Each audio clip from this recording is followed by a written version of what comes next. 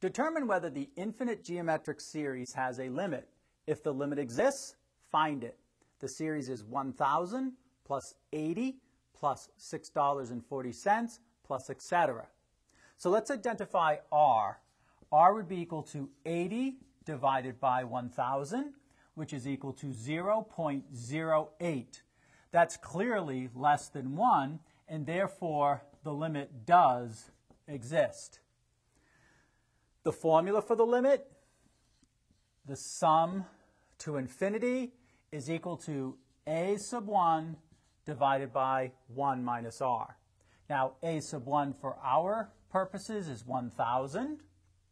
R is 0.8, so that's 1 minus 0.08. That would be equal to 1,000 divided by 0.92.